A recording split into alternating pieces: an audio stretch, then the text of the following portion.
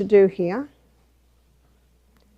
I've got everyone's attention. You're not allowed to suffer in silence. We need to know if you have any discomforts, because we have lots of tricks up our sleeve, as I'm sure the girls showed you last night. And you would be surprised what we can do to bring you some relief. Probably the most common is caffeine withdrawals, the headaches. But the hot foot baths can do much to bring relief for that. So please let us know. It also lets us know what's happening in your body, the different bits and pieces, reactions that you're having, because no two people are the same. I know at Misty Mountain once a lady came to me on Thursday and she said, "Barbara, I have not been to the bathroom all week." And it was a very accusing comment, it was my fault. And I said, "Well, have you taken the colon tea?"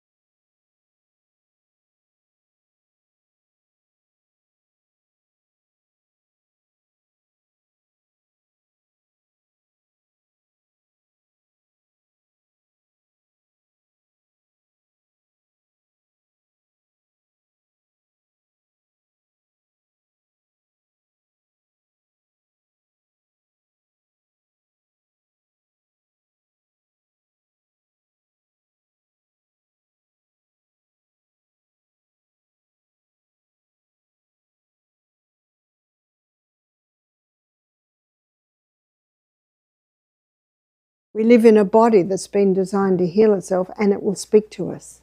So we just need to listen and try different things. And yes, sometimes the herbal tablets can help, but we are the guide. We are the practitioner. What's a practitioner? They're practicing. They're practicing on my body, listening. Do you like that? No? Okay, well, we'll adjust. And maybe it's because that's not the one, or maybe you just need to adjust the dose. So and I realise we have all been brainwashed from young children to think, well, the doctor knows, he's just done 7 years in university, but he didn't know my body. Is that right? No, he doesn't. He doesn't. Not even my mother knows my body like I do, because I'm living in it. So I just need the go ahead. I think it's time to start, am I right? So I'd like to welcome everyone this morning. And you've survived one day without food. Whew. So one lady said, "I never thought I could." But remember what I said yesterday, what we're giving you in your juices, you couldn't eat that amount of food. So you're getting peak nutrition. So yesterday, your body had juices every 2 hours. Yesterday, we looked at how the body's organs of elimination needed to be well stimulated so that as the waste breaks down, they can be eliminated. And we thank Derwent for that wonderful steam sauna. Are you getting used to the cold showers? You do. You do. And what that steam sauna does, when you give your body the right conditions, the skin specifically, up to 70% of body's waste can be eliminated via the skin. And that condition is you're well hydrated. Did you make sure you're well hydrated? You're well hydrated, and that sweat, all that perspiration that's coming out, waste. The waste is coming out. And we find that it makes the detox a little easier. I had a German woman that attended our program, and at the end of the week she sat in front of me and she punched her fist on my desk and said, "Why didn't I suffer?" I thought, oh, what's coming now? And I smiled. I said, "Well, I think it's because of the juices, the steam saunas, the exercise, the hydration. It's all of those little bits and pieces. You see, she was coming off cigarettes. And I've also had people say to me they had headaches for 2-3 weeks coming off coffee. But at the retreat, sometimes it's 24 hours, sometimes it's 36 hours. That's all. And I think the reason is that steam sauna. One lady said, I've got a bit of a headache. I don't think I'll go in. I said, trust me, it'll help your headache. And she came out and said, you're right. You're right at ease, because the cause of the headache was the withdrawals from no coffee. But in the steam sauna, because you're throwing off the caffeines that your body's addicted to, then it eases your reaction to not having it, if that makes sense. Yeah. So today your body has gone into a different phase of detox. Today your liver has gone into stage 2. So what I'm going to do is explain the liver. Your liver's the largest internal organ in the body, and your liver is the only organ that has the ability to regrow. And as I explain the liver's some of the basic functions this morning, you will understand why God made it so, that the liver is a recoverable organ. Otherwise, many of us would never last 20. When you look at a lot of what young people are doing, what's the old saying? Youth is wasted on youth. I think they're invincible. But the day comes. What you do in your 20s is revealed in your 40s. What you do in your 40s is revealed in your 60s. What you do in your 60s is revealed in your 80s. And if you want to live and eat the way most people eat, go and visit an aged care facility and have a good look at the end of the road when you do that. The day comes. And of course, the first cigarette doesn't cause lung cancer. And the first cup of coffee doesn't disrupt the brain to the point where you've got a chemical imbalance. It's little by little by little. It's almost a deception. And that's why it's important to have knowledge. Remember what God said in 2 Timothy 1 verse 7, I've not given you the spirit of fear. And most people make decisions medically in their body on fear of what they're just told. Now, have you memorised what you're to say? Thank you so much for your advice. See the smile? I'm going to seriously consider this. And on the way out, under your breath, you might say, don't call me, I'll call you. Because it's an opinion. Got that? They've given you an opinion, so you can go home and get a few more opinions. And it's your God-given right to choose what you do with your body. Don't let anyone take that away from you. And somehow they took it away from us in 2020. Is that right? In Australia in 2020, it was illegal to protest. So my husband held a protest every 2 weeks. Do you know, we should. In fact, as soon as they say that, it's time to stand. It's time to stand. And we have our freedoms today because people stood 100 years ago. Yeah? People stood 150 years ago, 80 years ago. So let's have a look at the liver. Everything that comes into the liver is assessed by the liver, and the liver, as the project manager, determines where it goes. When environmental poisons come into the body, first go to the liver. Everything that comes into the body, whether we eat it, whether we inhale it, whether we touch it, and it comes in through our skin, it gets into the blood. And the blood first goes to the liver, and the liver does the assessment. And if environmental poisons come into the body, sometimes the liver looks at it and says, we can adjust that and get rid of that one. This one's nasty. Wrap it up in fat and store it. It's an amazing process. And as we go through what's happening with this morning, it will explain much to you. But what I'd like to first of all look at is what the body does with the food that we eat. And never in the history of mankind have human beings eaten so many carbohydrates. It's all right, we're not going to talk about food. We go to great lengths to make sure that there's not a lot spoken about food these first 2 days, because we don't want you to suffer. That's right. And what you'll find is when you get a hunger pang, it's usually not long before the juice. Have you found that? And when you take the juice, that eases it. So let's do a carbohydrate assessment. Bread, everyone has bread. Bread's in every home. Do you know, it amazes me that when I consider every culture on the planet have traditionally had a carbohydrate as part of their food. But we've come to a time where it's almost as if they've gathered all the carbohydrates from all the different cultures, put them together. And people have become high carbohydrate consumers. Cereal and bread doesn't take you far. And so now we're looking at cakes, cookies, donuts, pretzels. So we're just going to say etc. because we could nearly fill half the board with all of that. Croissants, pasties, pies. Pizza. I found it interesting when I was looking at the history of Italy that traditionally pizza and pasta were more on special occasions. What people mostly ate was thick minestrone stews and soups and the crusty homemade breads and some salads, but on special occasion, it's like I grew up with sausages, mashed potato, frozen peas every night of the week, except Sunday there was the roast lamb, because I'm a fifth generation Australian Scottish descent. That's very Scottish.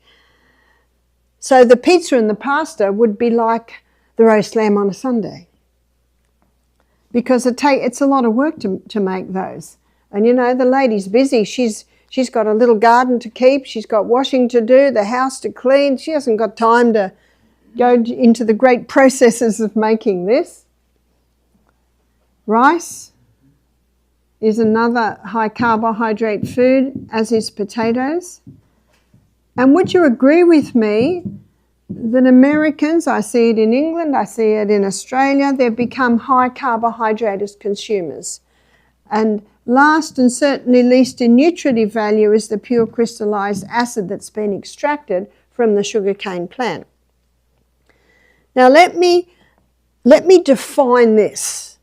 Carbohydrates are not bad. Phew, what a relief. We love them. And my husband would never forgive me if the potatoes stopped. But can you see what's happened today? It's a fast society, and this is all the fast food. People are hungry, and just there it is. But down on the farm, this is all the slow food. That's why traditionally Italians lived on thick minestrone stews. They had their wood stove there, was in the corner. Maybe there was a bone or two thrown in as well, and that was the most fair. And the mother would make bread maybe every couple of days, there. And when I lived on the farm, this all took a while. What's the fast food on the farm? Fruits and vegetables. Pick an apple off the tree, eat it. It's fast food. Message from nature is, what should we be eating a lot of? Fruits and vegetables. Nuts, well, if you get a nut off a tree, then you've got to find something to crack it. You've got to pick out all those little wooden bits. And by the time you've done that about 8 times, it's time to go back to work. So you can see message from nature with nuts is a little less. Now, because most people live in the city, we've lost that conception. And I don't think anyone chose to become high carbohydrate consumers. It's just there, it's just quick, it's just fast. All of these foods break down in the gastrointestinal tract, and tonight we're going on a journey through our gastrointestinal tract. And tonight I will show you that amazing process. Breaks down in the gut, gets absorbed into the blood, then goes on the M1 main highway straight to the project manager. and the project manager determines where it goes. The first place that it sends the glucose is to the cell. So let's have a look at the cell. The glucose goes into the cell and it goes in under the action of insulin. It goes through a 20-step pathway. Believe me, I've made this as easy as possible. Bear with me. We're going to go into the cell nearly every day this week. 20-step pathway. That 20-step pathway gives us 2 units of energy. The end result of the 20-step pathway is a chemical form of glucose called pyruvate. And pyruvate, as the chemical form of glucose, gets fed into the 8-step pathway. This 8-step pathway is called the powerhouse of the cell, because this 8-step pathway has the ability to give us 36 units of energy. Wow, what a difference. Tomorrow I'm going to explore that a little bit more, because this is the oxygenated pathway. This one has no oxygen. So we're going to put that process on hold till tomorrow. By the way though, how are you going to feel if your 75 trillion cells every one of them has enough oxygen to get down to there? How are you going to feel? A lot better. A lot better. A lot better, because of the presence of oxygen. But today we're putting that on hold. We're following glucose today. And so the first place that the liver sends the glucose that's been broken down from carbohydrates, the first place is to the cell to go through the energy cycles. But only so much can go through there. And so now the glucose gets stored.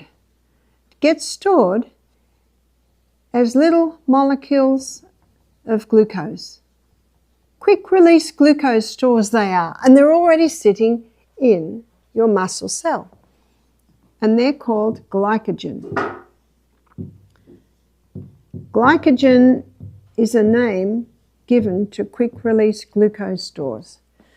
And when it's in the muscle cell, that's why we didn't have to feed you this morning. You might think we're a little bit unreasonable, only giving you broth last night, only giving you water this morning, and then we expect you to exercise. Maybe you thought that was a bit unreasonable. Where are you going to get the fuel from? Well, we've got these amazing processes in the body, and one is your glycogen stores. Have you walked very quickly up these hills yet? Whew, you're working. So when Jacqueline and I, we almost were running up this hill this morning. Oh, that was a great workout. Where did we get our energy from? Because all we'd had is water, our glycogen stores. It's an amazing process. As we started to move the body, the liver plucks the glycogen, sends it down the pathway, plucks the glycogen, sends it down the pathway. What an amazing process. And we'll look at that in a little bit more detail on Friday when we're going to explore exercise in detail. But on a high carbohydrate diet, we've still got glucose. So the glucose that's broken down from these carbohydrates, we've still got glucose left over. Only so much glycogen can be stored. A little bit of glycogen is stored in the liver, not much. But that glycogen can go anywhere, whereas this glycogen can only be used by that muscle cell. But we've still got glucose left over. And so now the liver causes it to be stored in the most amazing fuel depot in the human body. It's called fat. I've just given you the basic science here. Can you see, students, that fat doesn't make you fat? It's a misconception. We've been spun a lie. Psalm 146 verse 3, I think you'll know it by the end of the week. Put not your trust in princes, neither in the Son of Man, in whom there is no help. We've been spun a lie. It's not the fat. Fat doesn't make you fat. What makes you fat, students? It's this excess carbohydrates. Carbohydrates aren't bad. Yes, we're going to give you a little bit this week. No, they're not bad, but can you see my initial illustration, it's as if all the carbohydrates from every culture in the world has all been put together. I think there should be some sort of carbohydrate every meal. But the whole meal shouldn't be carbohydrate. At one place I was at, there was bread and pasta and rice and potatoes. And I looked at the cook and she was big. She was big. And how many people want to lose weight and they go on the fat-free diet? Does it work?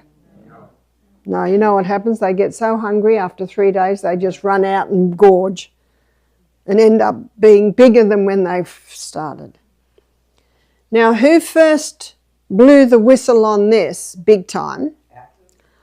I was investigating this, and there are people that discovered this early on. But Atkins is the one that really blew the whistle on it in the 1980s. And what he showed, you see, I liked his story. I like to know where people are coming from because it tells you a lot. He was a GP, knew the science, what they taught in med school, putting on a bit of excess weight, sitting all day, not exercising like he did when he was in his 20s, now in his 40s. Didn't like it, so he didn't experiment on himself. He stopped all the carbohydrates. So what did he eat? Most people don't realise this, and he knew that he had to eat fibre because he knew that the other two categories had no fibre, which is meat, butter, cream, cheese, eggs, and he chose them because they have no carbohydrate. So what he ate was 3 cups of vegetables a day, meat, butter, cream, cheese, eggs, every meal. And within a couple of weeks, he noticed his pants are getting looser. Within a couple of months, he'd lost quite a bit of weight. You see, when you are not giving your body this quick release glucose, the liver can convert protein and fat to glucose. Your liver can break down your fat stores back to glucose. It's called gluconeogenesis, creating glucose from stored fat. So let's look at this. He had lots of energy. Weight was falling off him. He was never hungry because there are 3 foods that keep the food in the stomach longer. Fibre, because it slowly releases the glucose. Protein, because as you see tonight, that's where food is broken down. And fat, because it coats the food, so it takes a little longer to break down. Isn't the best weight loss diet a diet where you never get hungry? To me, that's the first step, prevent hunger. Because did you know that hunger is the strongest urge in the human body? Some think the sexual urge is, and the girl is told, don't push the boy that far, he'll get to the point where he can't return. He would return if her father was there with a shotgun. But hunger is the strongest. And you talk to people that have been in concentration camps. You know what they said? The true heroes in those extreme situations are the ones that break their bread in half and give it to someone else. Yeah. And you often only have to have one like that amongst a whole, hut of starving people, and something else kicks in, which is the God factor. The factor that we are not animals. Something can override that. No, hunger is the strongest urge in the human body. So Atkins was excited at the results, so he started to put some of his patients on it. Oh, they were happy they could eat everything they can't eat on a weight loss diet, meat, butter, cream, cheese, eggs. And they found the same results. Within a year, he just about had all his patients on this diet. Diabetics were coming off their medication. You see, the pancreas was getting a break. Cancer patients were going into remission because cancer cells consume 15 times the glucose of any other cell. Massive weight loss. And something else that surprised him. His patients with high cholesterol levels were going back to normal. And what are we told? By the princes. If you want to get your cholesterol levels down, what do you got to stop? Meat, butter, cream, cheese, eggs, am I right? Atkins scratched his head. So he went further into the research. He started to look at the history and research. Had anyone else found this? He only did it for weight loss. And what he discovered was that cholesterol, it's made by the liver. He knew that. But 80% of the cholesterol that the liver makes is made from glucose, and 20% of the cholesterol that the liver makes is made from fat. Just this one piece of information alone tells us it's not the butter on the bread, it's the bread under the butter. It's not the olive oil on the pasta, it's the pasta under the olive oil. The wrong guy's been shot. He's been shot because of who he hangs around with. Now today we have many authors that are showing this. We have the ketogenic diet, we have the paleo diet, we have the FODMAP diet, we have the beach diet, we have the zone 5 diet. There's many that are actually starting to say this. And one writer said he thinks it's going to take a whole nother generation for fat phobia to get out of the brain. Because we've been indoctrinated. You know what brainwashing is? Giving one side of the story and one side only. That's why God said, I've not given you the spirit of fear, but of power, love, sound mind. A sound mind says, thank you so much for your advice. I'm going to seriously consider this. And they go and they look at every option. Every option. And they make an intelligent decision. God made us free moral agents. That we use our reasoning, intellect and judgment to consider these things. Atkins went further. He wanted to know why. I love it when you got a researcher who investigates to find out why. Why are these things so? And what he discovered is that the protein, fibre and fat are the 3 essential nutrients. What does essential mean? Body cannot make it, you've got to put it in. They're the 3 essential nutrients. Why? Fibre slowly releases the glucose. Fibre foods are where you get most of your minerals. Fibre is necessary to sweep the colon and to stimulate peristalsis through the colon. Yes, it's insoluble fibre. And one writer I read recently, he said, what's the use of it? It's insoluble. Well, yes, it's insoluble for a reason. God doesn't make mistakes. If you're not having enough fibre, this colon's not going to empty efficiently. And did you know that every single fibre feeds a different microorganism? No, fibre's essential. Protein's essential. 50% of the membrane around every cell in the body is protein. And 50% of the membrane around every cell in the body is fat. Whether you're 100 pound or 300 pound, it's the membrane around the cell. Except for the brain cell, it's actually 70% fat. It's the fattiest organ in the body. And I think a contributing factor to what we're seeing today, the alarming amounts of Alzheimer's, dementia, mental illness, is that this fat-free diet. Because the brain must have fat. Protein's essential because it's the building blocks of the body. We saw yesterday that the crossword bands, they're mostly made out of amino acids in the DNA. Every bodybuilder knows he wants to build muscle. What's he got to eat more of? Protein. That's right. What Atkins also discovered is that the non-essential nutrient is carbohydrates.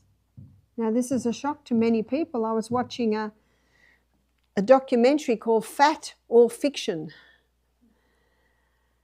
And there was professor of nutrition on there, and he said you can actually eat very well without carbohydrates. Now, we don't suggest you do because we like them. The problem with carbohydrates today is when they're overdone and refined. Did you get those too? When they're overdone and refined, they're not bad. And so because this is the essential, you never negotiate the fibre, protein and fat. But because this is the non-essential, that's the negotiating part of your meal. And you negotiate.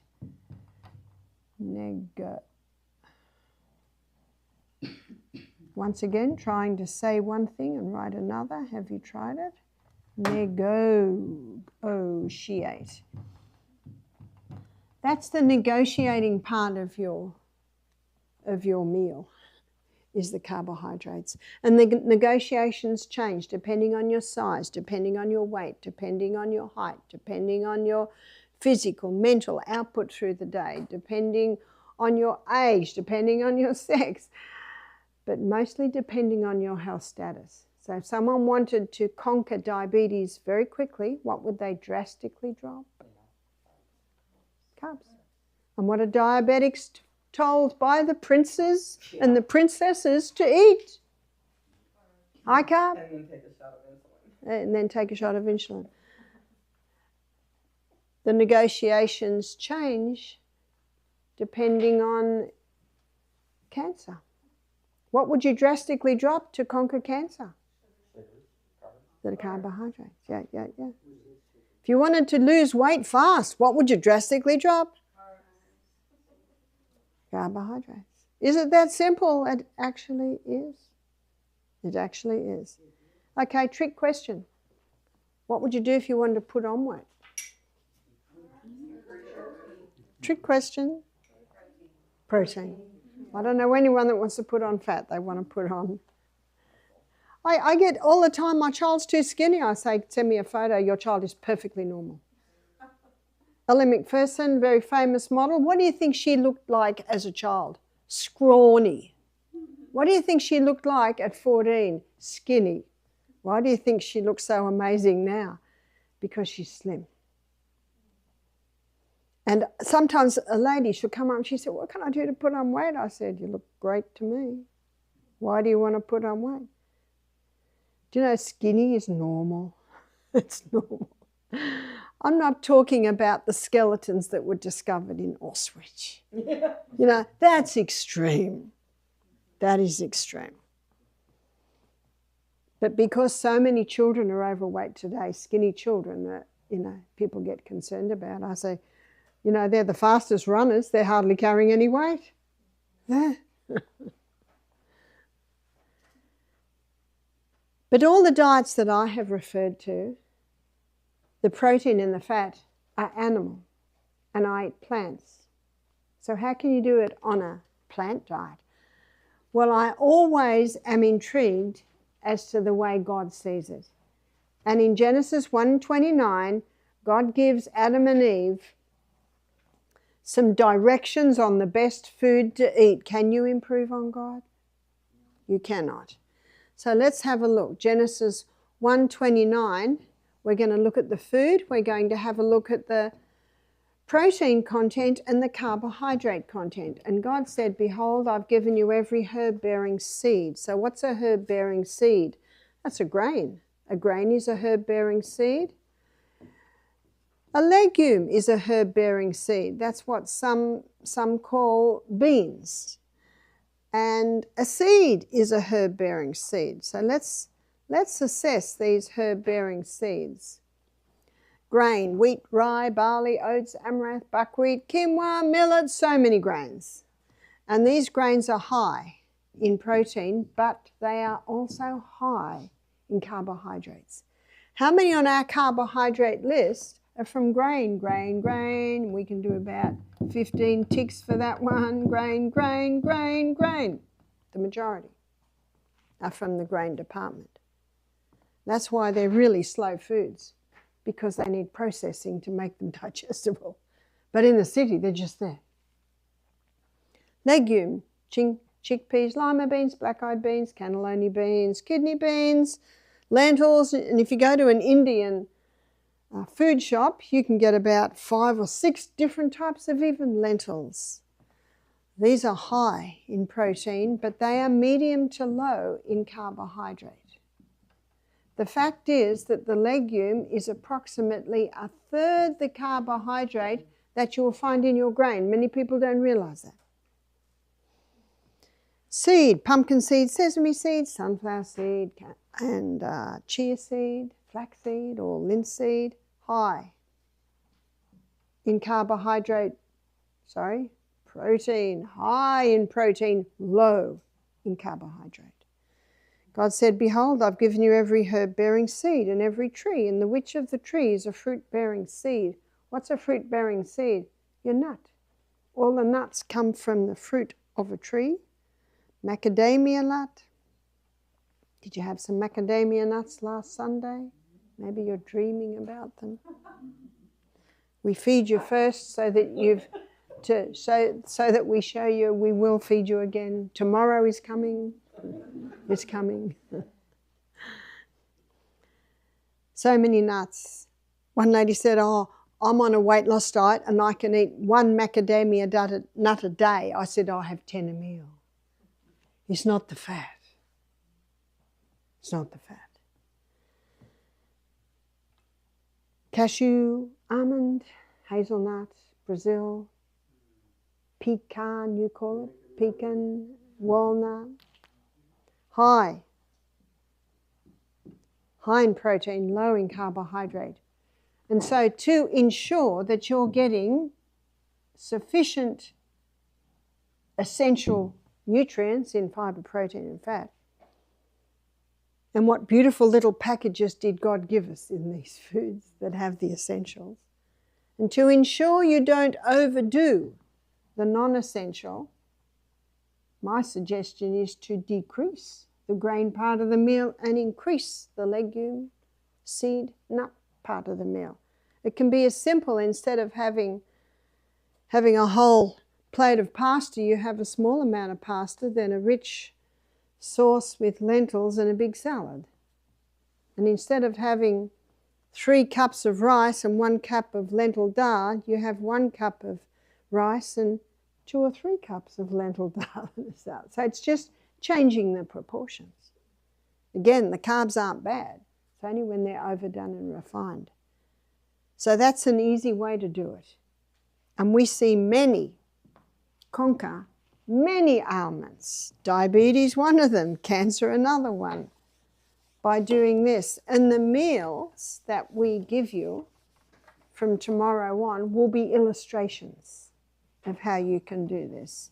And I was very happy to see that Christina even printed and put into a book our recipes from Misty Mountain. And you will see, and also my book, Self-Heal by Design, and the books have arrived. They arrived yesterday, so they'll be available. But in my book, Self-Heal by Design, I have recipes at the back of the book, and you'll notice that the only recipes are recipes for legumes, because I find that's one area that most people don't know. Because I know when I'm down south, when I was in Tennessee, oh, their beans are so boring. They just boil them. There's just no flavour. So, yes, God gave us taste buds for a reason. So before I move on and show you exactly what your liver's doing today, I just want to touch on something very important, which is cholesterol. And I want to show you why it's a myth that cholesterol causes heart disease. There are 2 main cholesterols that the liver makes. There's high-density lipoprotein, and it's the carrier. It carries excess cholesterol back to the liver, and that's why it's called the good guy. Because remember, the liver makes cholesterol. And by the way, the liver only makes cholesterol according to the body's demands. LDL, low-density lipoprotein, is called the bad guy, but the body doesn't make bad things. It has a purpose. It has a reason. It's the repairer and the rebuilder. And wherever there's a need for repairing and rebuilding, you will find LDL. That's what we love about Derwent. He's always there to fix something. Can you see the importance of knowing the roles that these 2? And so if either of them are high or low, what have we got to ask? Why? Here's the blood vessel. And because of its low density, LDL is always on the edge. And because of its high density, HDL is always in the middle. I have many books in my library at home, and I have quite a few on cholesterol.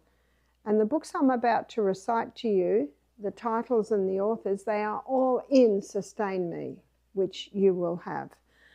The Great Cholesterol Con by Dr. Malcolm Kendrick. The Great Cholesterol Lie by Dr. Dwight Lundell. They're both cardiovascular surgeons, and what have they done? Written books showing that this is a con, that cholesterol causes heart disease.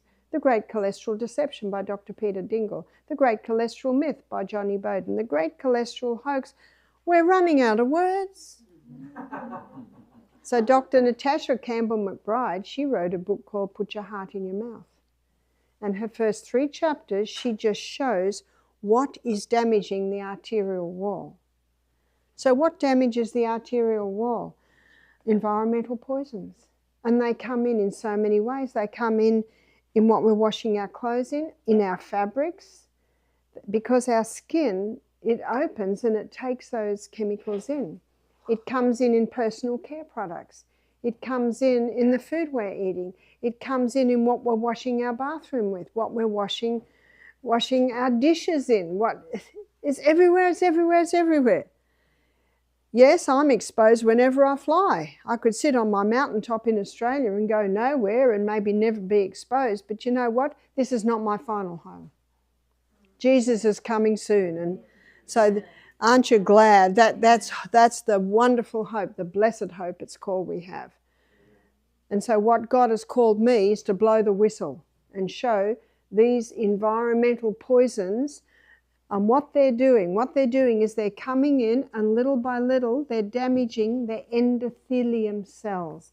The endothelium cells are the cells that line the arteries. They're delicate little cells. And so when these environmental poisons come in, it damages them. Mold. Mold is a toxic poison. When it comes in, it can also damage. Mercury. I don't know how they ever got away with putting it in our mouths. They come in and they're damaging. So, okay, students, who's going to plug up the holes? LDL. It's right there on the edge and it's plugging up the holes, and the people don't realise.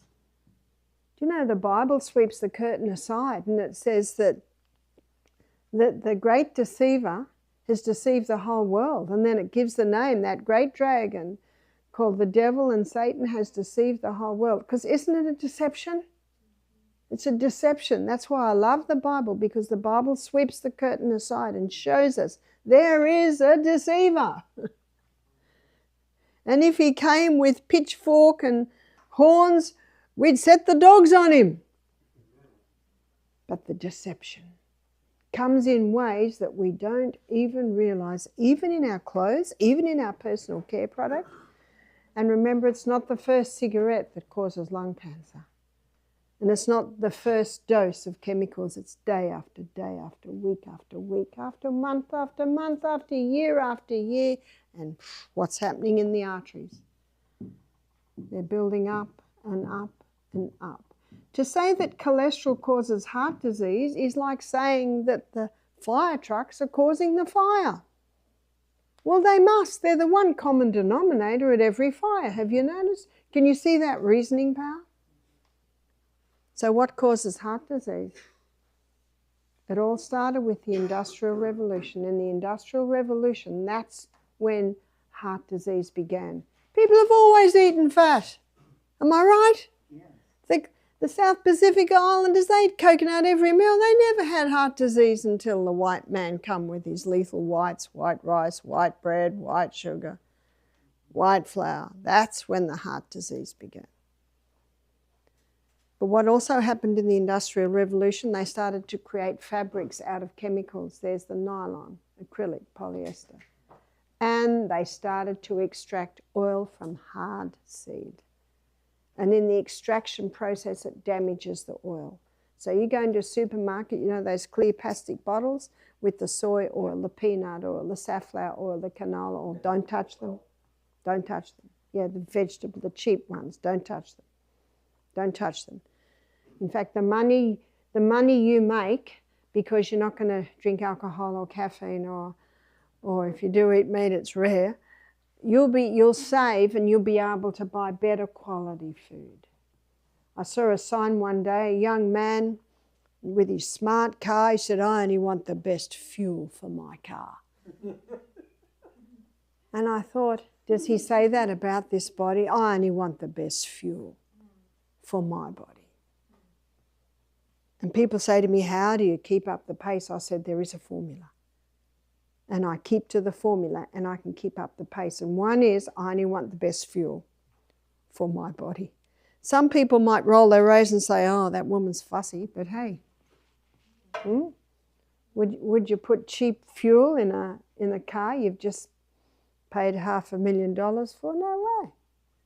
Well, I tell you, this is an even more valuable piece of equipment, because the highest price that's ever been paid in the whole universe was paid for us, which is the lovely blood of Jesus. I needed to tell you that. And I'm just going to tell you one more thing before we go to what your liver's doing today. I'm just so thankful that 10 years ago at the health retreat in Alabama, we had a nutritionist there. She said, I've been a nutritionist. She's 69. I've been a nutritionist for many years. 40 years ago, I was trained in university, and 40 years ago, it was perfectly normal to have a cholesterol level of 300. Now, can everyone look at that for a moment? Have we changed? No. No. And then last year in Maryland, I was talking to a pathologist. She's in her 70s. She said, I used to do all the testing for cholesterol. She said, we conceded 350, perfectly normal. What are we told today? Under 200, 190. 190. It's got to be under 190. You go down to 150, your brain's not going to work well, because the brain is the fattiest organ in the body. So let me go through the side effects of cholesterol-lowering medication. Alzheimer's, dementia, muscle wasting, memory loss, and breast cancer. Because as you'll see after the break, when we look at hormones, all our sex hormones are made from cholesterol. And Dr. Malcolm Kendrick, in his book, The Great Cholesterol Con, he said for the first time, normal levels of a normal vital body substance is being called a disease. Yeah. And so when the doctor says, your cholesterol's too high, you're 200, you've got to go on this statin drug, what do you say? Thank you so much for your advice. And don't go back. What are my cholesterol levels? I don't know. I've never had a test, and I'm not going to have a test. Everything works. Yeah. Why does it work? Because I do the right things by it. That's why in Romans chapter 12, verses 1 and 2, the Bible says, I beseech you, brethren, by the mercies of God, that you present your bodies living sacrifices, wholly acceptable to God, which is your reasonable service. Why is it reasonable?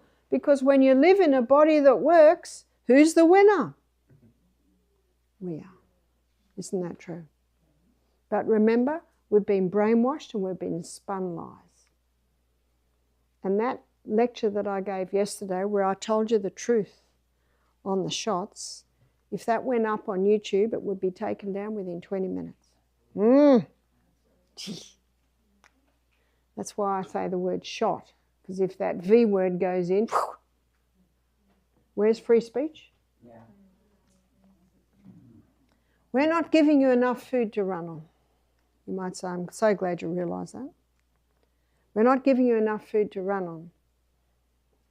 And so your body is breaking down your fat stores to give the glucose that you need to understand these quite challenging principles that I'm giving to you, which are probably rocking the very foundation of what you've even been taught all your life. But I'm appealing to your common sense, because that's what God has given to us. So we're not giving you enough glucose to run on. And so your body's breaking down some of the fat cells. And some of those fat cells, do you remember what they also contain? Fat-soluble toxins that have been building up all through our life. This explains why your breath isn't as nice as usual. It explains why what you're leaving in the bathroom might have a very bad odour. Your body odour might be worse than normal. Rejoice, where was it before it came out?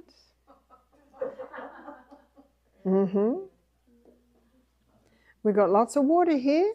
We've got a good well. Derwent tells me we've got a great well. You can have as many showers as you want. So the fat-soluble toxins have been released. They come back into the blood. They once again go to the liver, and the liver sees it and says, not this nasty guy again. It's about to say, wrap it up and fat and stir it, and then it goes, oh, actually, they're at Evening Shade Health Retreat. We're receiving the nutrients necessary to break the fat-soluble toxin down to a water-soluble state, because it can only be released as a water-soluble state. Phase 1 in breaking down this fat-soluble toxin began yesterday. Yesterday, your liver took this fat-soluble toxin and broke it down to a metabolite. What's a metabolite? It's the first stage of metabolism. But this metabolite is quite nasty. It creates a lot of free radicals, and free radicals damage tissues. This metabolite can sometimes be 100 times more toxic than it originally was. And you might say, well, what's the liver doing? It's just created something worse than it originally was. It's a process. It's like when you clean out the kitchen cupboards. The kitchen looks 100 times messier than when you started. It's like when you're weeding the garden. The garden can look 100 times messier than when you started before you carry those weeds away and put them in the compost bin. It's a process. And your liver has certain needs as it goes through this. Phase 1, it needs antioxidants. Antioxidants come along with lots of extra electrons, and a free radical is an electron short. So when you provide the antioxidants, you are basically disarming the free radicals, so they're no longer free radicals because you're giving those extra electrons. And the most potent antioxidants are beta-carotene. Beta-carotene is found in all your green and your orange-coloured vegetables. Notice every juice we give you is either orange or red or green. And that's why the liver says, hang on, we're getting the antioxidants that we need. And notice every second juice we give you a green barley. I know it's not the most favourite drink. Just throw your greens down. It's very high in beta-carotenes. And then have your dessert, which is your juice. The most famous antioxidant is vitamin C. Vitamin C is not ascorbic acid. Vitamin C is ascorbic acid with bioflavonoids. So if you buy a vitamin C, it must also have the bioflavonoids. And vitamin E, it's a fat-soluble vitamin, and you're getting that in your protein drinks. Within 36 hours of beginning a detox program, so it is now Tuesday morning here, you had your last meal, Sunday lunch, so you're definitely gone into this morning phase 2. And phase 2 of the liver detoxification, the liver takes this highly volatile, highly toxic metabolite and joins it together with amino acids. The union of the amino acids with the toxic metabolite produces the water-soluble state. And the water-soluble state is what we've all been waiting for. Because in a water-soluble state, it can be easily released out your urine, out your sweat glands. And that explains why yesterday we gave you 2 doses of protein. But this morning at your 8 o'clock juice, you had the protein, yeah? Because at 8 o'clock this morning, your liver was in great need of amino acids. Mm-hmm. And the more chemicals you've been exposed to in your life, the worse you will feel. And if we have someone who's been exposed to a lot of chemicals in their life, we'll often give them protein every juice. And if you feel you need more, you can ask for more. We're waiting to hear from you because everyone is different. So we had a Vietnam veteran do our program. Vietnam War was the first war where they used chemical warfare in such large amounts. I do understand that in the First and Second World War it was starting to be used, but the Vietnam War they used it big time. Big time to the point that some of the restraints that are put on today weren't on then. I feel sorry for our soldiers because not only have they been exposed to so many chemicals, but unfortunately the pharmaceutical company has had a bit of a field day and experimented on them with many shots. So when we get a Vietnam veteran do our program, we give them protein every juice.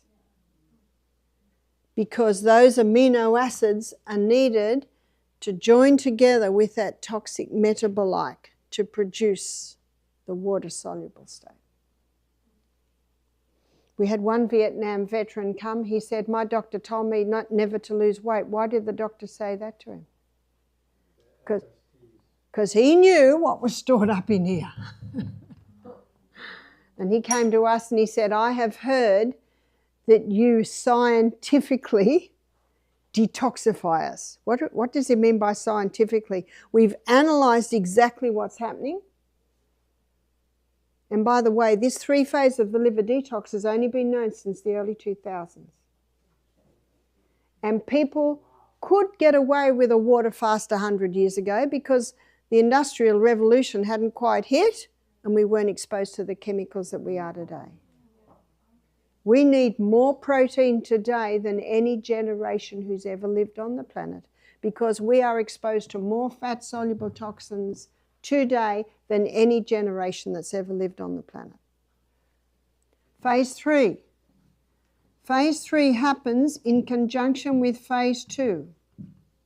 Phase 3, the liver takes this water-soluble toxin that's been produced because of the union of the amino acids and the toxic metabolite. The liver takes this water-soluble state and it releases it out via your sweat glands. Your most important steam sauna is today. Because you're releasing more water-soluble toxins today than any other time of the week. You will continue to release them because from tomorrow we will be giving you the 18-6 diet. Have you heard of the 18-6 diet or the time-restricted eating diet that came from the intermittent fasting? We're going to be giving you breakfast at 8, lunch about 5 hours later, and then no more food for 24 hours. That's an 18-hour fast. It's a great way to do it because when you'd be the hungriest, you're sound asleep. Out via your sweat glands, so make sure you have a really good sweat. Have you noticed that when you have a really good dousing of cold, you can handle the heat a little bit better? It can be released out via your urine. Has everyone been able to get up to that 8 glasses? I drank, I was sitting here trying to add it up. I bet over 80 ounces yesterday, and I went fast. And you've also noticed that when you have that crystal of Celtic salt before you have your water, it actually certainly does slow down a little bit the frequency to the bathrooms. And also little by little taking it in. And the other, where the largest pieces of waste are coming out, is the colon. They're the main areas that the water-soluble toxins are released out of the body. And that's why the last part of the lecture yesterday, I discussed the organs of elimination. The organs of elimination being your skin. And the best way to prepare for that steam sauna is to be well hydrated. And take that little bit of salt before every glass of water. That will also ensure that you're urinating well.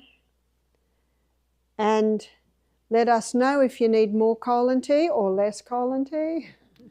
We're waiting to hear from you. Don't be like the lady at Misty Mountain who on Thursday was very critical of me because her bowels had stopped. But I understand, because we've been brainwashed to give our health to someone else. Isn't that true? Like one lady, she said, she rang up Jacqueline, she said, I need to have a consultation with Barbara. She didn't need a consultation with me. She just needs to get the information and start implementing it. We just start implementing it. And listen, does that work? No. Does that work? No. This is the mirror. We all look in the mirror. And sometimes the mirror will go, that's me. That's what I need to do. And the Bible says that the best teacher the world has ever known is the Holy Spirit. And Jesus said to his disciples, just before he left, and we are his disciples, he said, I will pray the Father, this is in John chapter 14, and he will send you another comforter, even the Spirit of truth. Did you hear that? The Spirit of truth, whom the world cannot receive, because it seeth him not, neither knoweth him, but you know him, because he dwelleth with you and shall be in you. I will not leave you comfortless, I will come to you. And in verse 26 it says, but the Comforter, which is the Holy Ghost, whom the Father will send in my name, he will teach you all things. Got that? He will teach you all things and bring all things to your remembrance, whatsoever things I have spoken unto you. And then I have to tell you the next bit. Peace I leave with you. My peace I give unto you. Not as the world giveth I unto you. Let not your heart be troubled. Now, aren't they appropriate words for each one of us? Because each one of us have been through the medical system. Each one of us have seen that it's not working. Each one of us have been confronted with this. Each one of us has a history, because every heart has its sorrow. But how nice to know that God has sent the Holy Spirit to those that ask for him to come and live in, and he will teach us all things. Got that? That's everything. Everything we need to know. But notice that he teaches us little by little by little. It's like the lady that attended our program for 4 weeks. She did 2 weeks and went home and came back for another week. And Michael said, you're still attending the lectures. Aren't you getting sick of them? That's my husband. And she says, do you know, I hear different things every time. And you know why she hears different things every time? Because the Holy Spirit teaches us, and he will go in and the Bible says the word of God is quick and powerful, sharper than any two-edged sword. See the sword. He will come in and convict us in the area that we need to be convicted at that time, at that moment. Isn't that beautiful? And I know, and I think everyone who's a reader of the Bible, every time you read even the same verses, sometimes you see different things. That's an indication that the Holy Spirit is teaching us. It's 10:15. We're going to have a break now. And we're going to have a 15-minute break. And I see the juices are ready. And yes, they're green. Green and white again. Pardon? Mine. This was tested.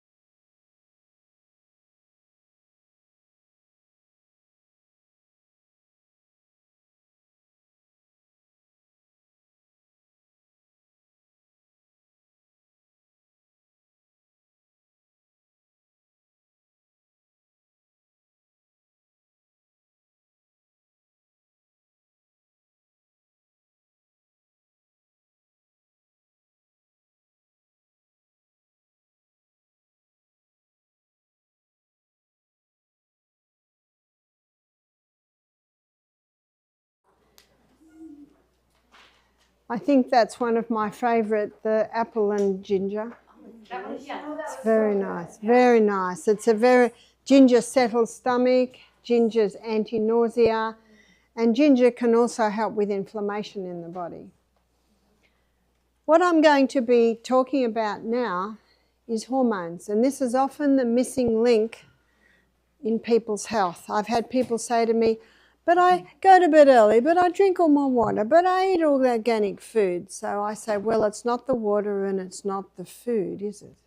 It must be something else, because there's always a reason. Remember, Proverbs 26 verse 2, the cursed courser shall not come. There is always a reason. So sometimes light investigation will show you, and if it doesn't, what you got to do then? You've got to go deeper investigation. And I find that the imbalance in hormones is often the missing link.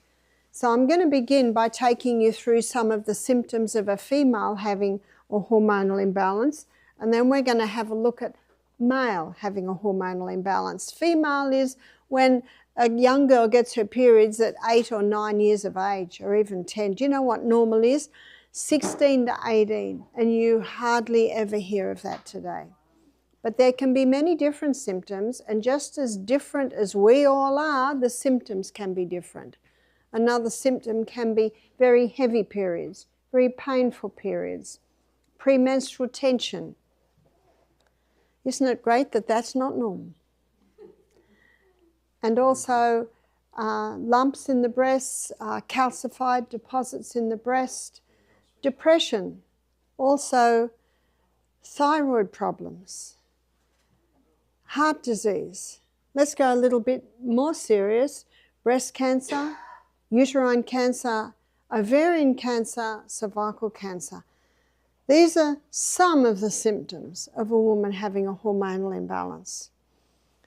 Two more milder ones that we've seen a bit more lately is insomnia and migraines. What about a man? Symptoms of a man having a hormonal imbalance are low sperm count. How many couples can't have children today? It's quite alarming, isn't it? Too many. And a lot of couples decide to go with the IVF program. And then unfortunately, sometimes if a baby does come, the mother dies of breast cancer before the baby's even into teenage years, because they're given huge amounts of hormones to produce more eggs to try and, so you get this vicious cycle. My sister-in-law went through it, and every time she fell pregnant, then every time she'd miscarriage, and the heartache and the tragedy. But you know, there is a way that a woman can be more fertile and a man can be more fertile, and that's what we're going to look at today. So for a man it can be low sperm count, for a man it could be penile dysfunction. The current figures are 50% of men over the age of 40 are struggling with this one. Why? There's always a reason, and we're going to look at that today. Also with a man it can be prostate problems. We didn't know what the word prostate meant 40 years ago. It's almost a household name today. Also, too much of the female hormone can cause a man to be effeminate, and too much of the female hormone can cause a man to be effeminate, but too much of the male hormone can cause a woman to be masculine. These are some of the symptoms, and as you can see, this is wide and this is varied.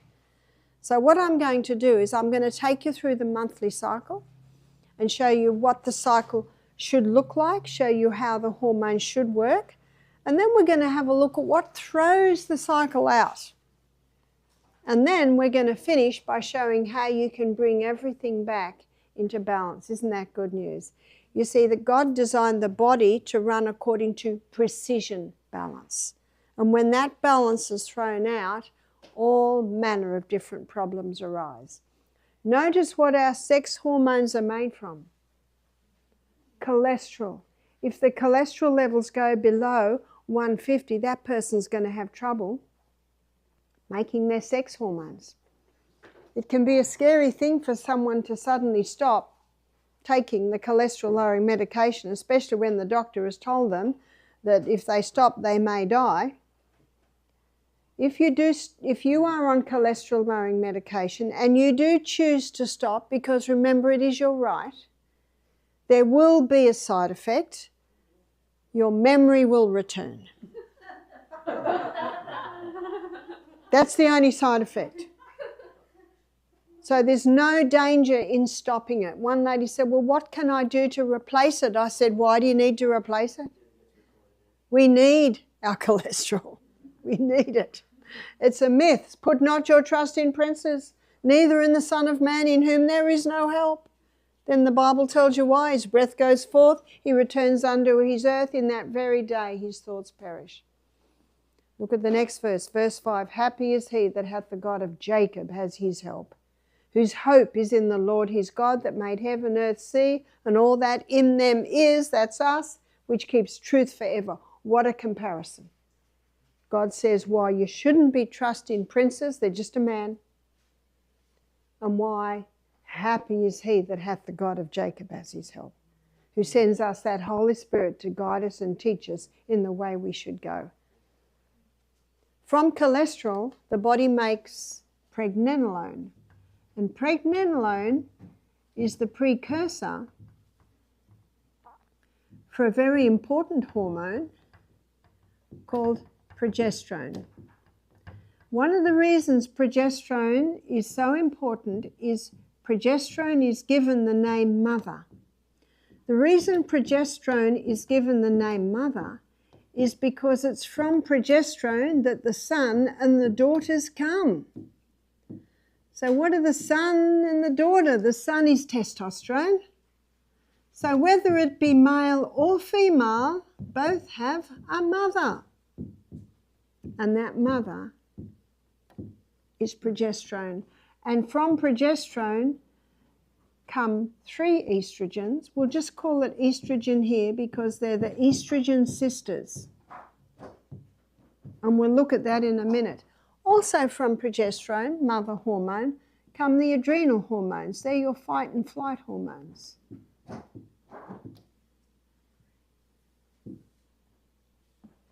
So let me take you through the monthly cycle. And the monthly cycle affects men and women because men and women came of a woman. And if a woman's hormones are out of balance, she can give birth to a man-child with a hormonal imbalance. And if a woman's hormones are out of balance, yes, she can give birth to a female whose hormones are out of balance. So let's look at the monthly cycle. It is a 28-day cycle. And day 1 of this 28-day cycle is the day that a woman begins to menstruate. So let me introduce you to the star players in this monthly cycle. I'm going to explain it like a dance because it is like a dance. Every different section of the month, different players come onto the stage. Now, one of the players is estrogen, and estrogen's going to be wearing a red outfit. And estrogen's main role in the body is that of a cell proliferator. Cell proliferator means it causes massive cell growth. And it is estrogen that causes massive cell growth when a young woman starts to develop. So at puberty, the skinny young girl develops into a beautiful, shapely woman because of estrogen. Estrogen has a role. But if estrogen levels remain high, the beautiful, shapely woman can get out of shape. I liken estrogen to fire and water. Good slave, bad master. I hear your country's suffering a bit at the moment because of lack of rain, is that right? And yet I'm sure that there are times when there's been too much rain and the floods have happened. That's why I liken estrogen to fire and water, an essential commodity, there's no doubt about that, but in its place. Good slave, bad master. The other player is progesterone. And progesterone in this monthly dance is wearing a green outfit. And one of progesterone's most popular qualities is happy hormone. We've got a saying in Australia that a lot of ladies don't like, but it actually is true. Happy wife, happy life. Is that right? You see, when the mother in the home is happy, that affects everything. Isn't that true? In fact, the proverb said it's better to dwell in the wilderness than in a fine house with a contentious woman. But isn't that interesting? It doesn't say about men. No, men, you're not let off the hook. Men must be kind and loving, absolutely, to their wives and their families. But the Bible only talks about the woman. I think there's 2 or 3 verses like that. And isn't it interesting that here we are in 2024, and there are many ladies who are on panic attack medication, antidepressants, when the fact is they're just lacking their happy hormone. And we will see why that would be so. So day 1 of the monthly cycle, the day a woman begins to menstruate, progesterone levels are low. Day 1 of the monthly cycle, estrogen levels are also low. But by day 7, estrogen levels are rising. So in the 2nd week of the monthly cycle, we see a rise in estrogen. And there's a reason for that. We're going to go over to the stage where this monthly cycle or dance is played out. And it's the reproductive organs of woman's body. Here's the uterus. This is the cervix. This is the birth canal. These are the tubes that come out of the top of the uterus called the fallopian tubes. And the ovaries are connected to the uterus by a ligament. At this time of the month, with this rise in estrogen, estrogen as a cell proliferator is causing massive cell growth in the lining of the uterus, causing the blood nest to once again build up. Because remember, the 1st week of the month, the blood nest came away. Do you know, when my children were very little, 2, 3, 4, 5, I would tell them that mother had a blood nest. And once a month, the blood nest would come away. And if father put a seed into the blood nest, a baby would be born. Do you know, it's really good to start when the children are little, and as they grow, they can ask questions about it. I can remember when I was 13 and I began to menstruate, I got a big shock. Mum took me into a dark room, shoved a book in my hand and ran out. Do you know what one lady told me? This is certainly in the 50s, 60s. She started to menstruate. She came home very sad, and her mother said, what's the matter? She said, I'm dying. I'm bleeding to death. Had no idea.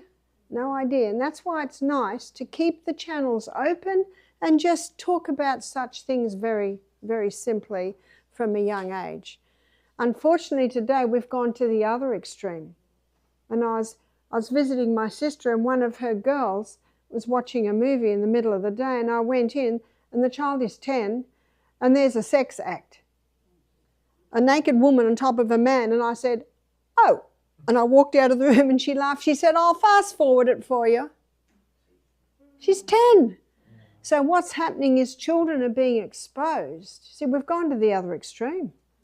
They're being exposed to sex scenes on movies, on television, and what this does is that stimulates in them feelings that should not be stimulated until they're in their teen years.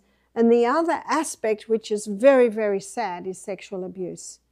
And that also can affect a young girl's hormones. I call it the worst case of betrayal, is that. So let's go back to what's happening every month here. So you can see the rise in estrogen has a purpose. That rise in estrogen's purpose, with its cell proliferator action, is causing the development of the blood nest once again. It's also stimulating the development of eggs in the ovaries. It also causes a form of lubricant to be released in the birth canal. Now by 14, in some women it'll be 13 or 15, a fully developed egg bursts forth from the ovaries. And the little filaments on the end of the fallopian tube pick up the egg. And the egg starts to move up, up, up. The fallopian tubes are ever moving like this, causing that egg to move up. Now the hole where the egg bursts forth develops a blister. And that blister is called corpus luteum. I've written it in green because corpus luteum, sorry, that's the other way around. Oh no, it's right, Lu-T.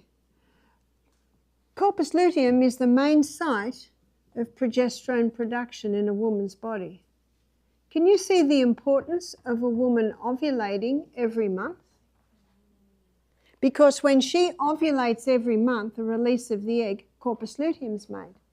And when corpus luteum is made, that automatically maintains mother hormone's position in that cycle. Remember, the body runs according to precision balance, and this helps to maintain progesterone.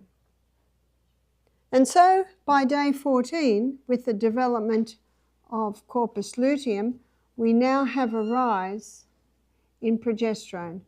Progesterone is now the star player in the monthly dance of the hormones. And progesterone is given the message they can go backstage because we now have our blood nest, our egg, our lubricant. So what effect does this rise in progesterone have? Progesterone has a ripening effect on the lining of the uterus, putting the finishing touches on the uterus. Progesterone also heightens a woman's mood at this time of the month, being happy hormone, to the point of increasing her sexual desire at this time of the month. But progesterone has another effect, and that is on the cervix. The cervix, I'll magnify it for you, is this little gateway between the birth canal and the uterus.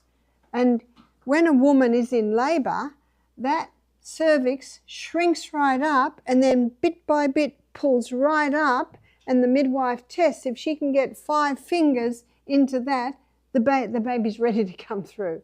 That's what that many, many hours of labour is, thinning that cervix and pulling it up. So important for a woman to know exactly what's happening in her labour. It helps.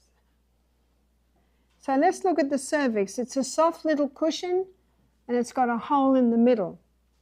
And that hole in the middle has a mucus plug. So looking at it from sideways, it basically looks like this. At this time of the month, with the rise in progesterone, the sides of this little cushion come up a little tighter, and the mucus plug goes, and a special form of lubricant is released around the cervix. And that lubricant is designed specifically to facilitate the entry of sperm out of the birth canal and up into the uterus. So you can see that the stage is set for the entry of man. Did you know that between 2 and 500 million sperm are released with one ejaculation? It's the smallest cell in the human body. And sometimes up to half of the sperm come back out. And the other half, if they meet this top cervix, difficult to gain entry, but a few do because it's the smallest cell in the human body. But if the sperm meet this cervix, this lubricant literally grabs that sperm and shoots it up. And it's got a long journey, long way to go. Some go down the wrong road and they basically die and get absorbed away by the body. But some go down the right road. Can you see why God made so many in one? And isn't it a miracle that any of us are here? Now the coating of the egg looks like this. And the sperm must work quite hard to gain an entry into that fold. But once that sperm gets in, lets its tail go, and then it comes in, all the other folds tighten up, and a special form of chemical is released to kill off any other sperm that might try and gain entry. Isn't that incredible? But occasionally 2 sperm gain entry at the same split second, and that's when the twins share the placenta. So what happens when a woman conceives? When a woman conceives, within a matter of days, there's a split for the first 2 cells. Did you know that DNA of a new human being is perfectly intact in those first 2 cells? And that DNA for that human being never has been and will never be again. I think there's going to be some surprises on the resurrection morning. In fact, most women don't know they're pregnant until the period doesn't arrive. By then, they're 3 weeks or 2 weeks pregnant, and so you've already got an establishment of that growth. You know, it's crazy that there's even discussion about if it's life or not, don't you think so? Especially when you realise that the DNA of a new human being that's never been or will be again is perfectly intact. It's tragic in Australia today. A woman can choose to abort at a very advanced stage in pregnancy. Do you know the pro-abortion movement, it says, my body, my right. So one of Michael's candidates in the issue in 2020 said, it's my body, it's my right, about taking the shot. And they said, you can't use that phrase. Actually, it is our body, our right, but what about that body and that right of that little one? But let's go back to what happens. What happens when a woman does conceive? When a woman conceives, then the progesterone levels soar 200%. And don't we often say when a woman's pregnant, she's just blossoming? I was pregnant or breastfeeding non-stop for 14 years. Some people say, you poor thing. I said, oh no, it was wonderful. I love babies. If a woman does not feel great, it would indicate that she's lacking progesterone, and we're going to be looking at why that would be so. There is only one mother and there is one son, but there are 3 estrogens. There's estrone, and estrone is given the name E1. And there's estradiol, and estradiol is given the name E2. So these are the 3 estrogens, and there is estriol. And estriol is given the name, what's going on? E2. This is E3. Now, estrone and estradiol, they both have strong cell proliferator action, whereas estriol is the delicate estrogen. And it's estriol levels that rise in pregnancy.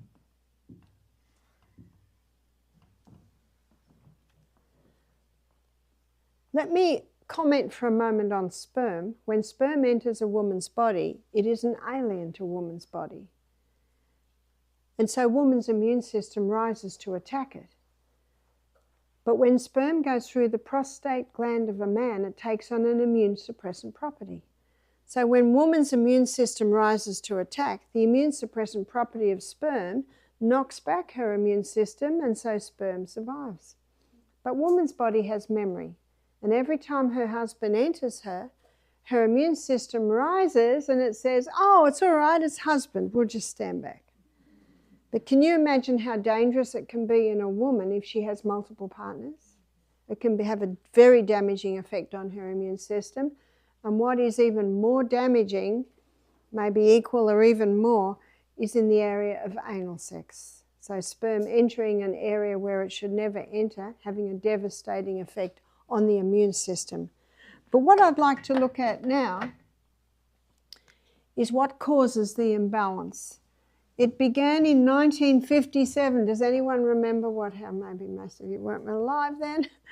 I was only 4 years of age.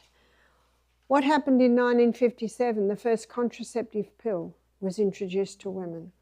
1960s is called the sexual revolution, Women wanted to be able to have sex without falling pregnant. So they were given the pill. No one was told that there were grave dangers about taking this pill. And only now are we starting to see the effect that it has had. That's why I say the pharmaceutical company is built on deception, and the pill is a very good illustration of this. One writer in Australia, she called the pill the mass murder of millions of women. So let's have a look at it. What is the pill? The pharmaceutical companies grow acres and acres of Mexican wild yam.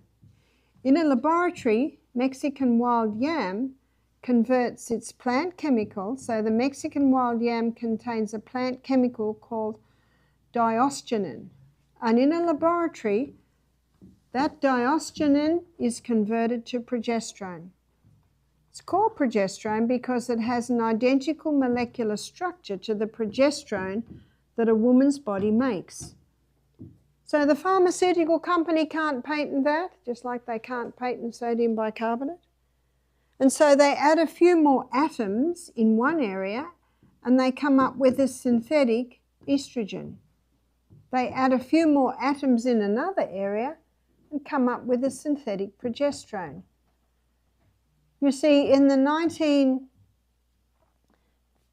70s, 80s, by the 80s it started to be revealed that this straight estrogen, which is what the pill originally was, just synthetic estrogen, is causing so many problems, breast cancers, endometriosis.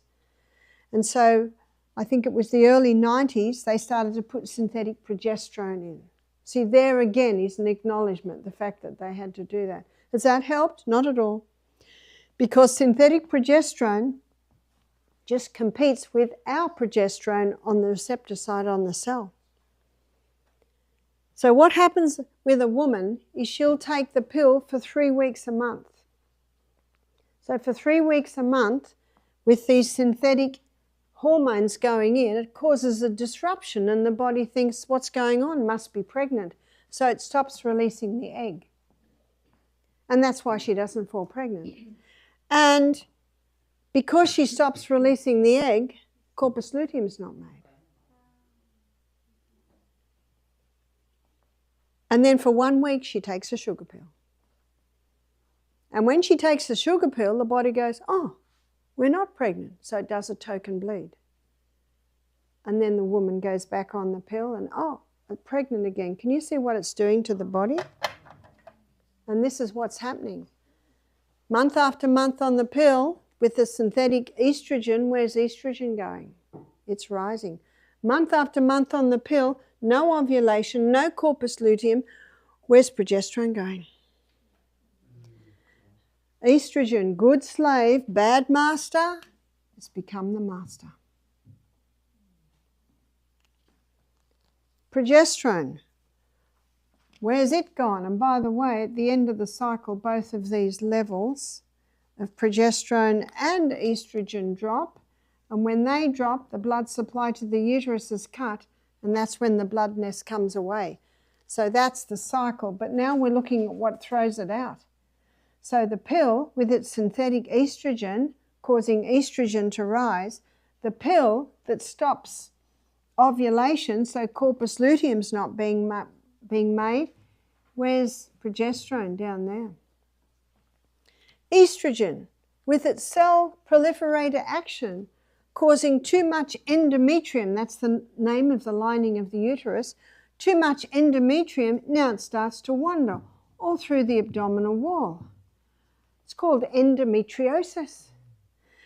And then every month, when both these levels drop and the blood nest comes away, all of these little pockets bleed, but they have nowhere to go, and the woman goes through excruciating pain. Did you know that 70 years ago, there were about 1 in 10,000 cases of endometriosis? And did you know that today there's 1 in 10 million in America alone? And you look at the time frame of that, it's all around the introduction of the pill. Estrogen, with its cell proliferator action, causing growths in the uterus. There's fibroids. Causing growths on the ovaries. There's the cysts on the ovaries. There's the polycystic ovarian syndrome. Estrogen. High estrogen opposes thyroid function. How many women were on the pill when they were in their teens, and now in their 50s they've got thyroid problems? Estrogen, with its cell proliferator action, causing weight gain. And how many ladies cannot lose the weight around their hips, their waist? Almost impossible if the estrogen is high. But where's progesterone? Ooh, down here. There's your premenstrual tension. There's your anxiety. There's your sleeplessness. There's the headaches.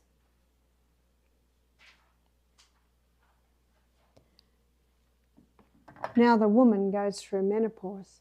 It's 30 years later now. She's going through menopause. How's she faring? She can't sleep. She's got anxiety. She's got weight gain. She's having hot flushes. High estrogen causes capillary dilation, causing all the blood to rush to the skin. So she goes to the doctor and he gives her hormone replacement therapy. What's that? More synthetic hormones. Body thinks it's pregnant again, so it stops flushing. The woman's happy, no more hot flushes. She's still got weight gain. She's still got sleeplessness. She's still got anxiety. She still has no desire for sex. And when she has sex, it's painful because she's lost the lubricant, the cells are tender. But at least she's not getting the hot flushes anymore. And if she goes back to the doctor, he'll offer her weight loss injections, which are incredibly dangerous. He'll offer her antidepressants. And remember, they're no answer. Eesh. 6 years of being on HRT, she feels a lump in her breast. She's diagnosed with breast cancer. The doctor takes her off HRT immediately. Why does he do that? He knows that it can cause breast cancer. So if you ask him, why do you do that? He said, well, she was suffering and it brought her relief. Well, that's true. And not every woman will get breast cancer. Well, that's true. But if you say to the woman, what would you prefer? Breast cancer or hot flushes? What's the answer? Bring on the flushes. I'll just have a shower 3 times a day and get a black lace fan. I've seen quite a few black lace fans. Also remembering that the doctors are not taught herbs. They're only taught by the pharmaceutical company, which means they're only taught the drug. And I don't believe the pharmaceutical companies tell the doctors the truth. It's time for the doctors to stop putting their trust in these princes. Princes is quite a nice name, isn't it? Maybe we wouldn't call them that, but the Bible says, let your speech be always with grace.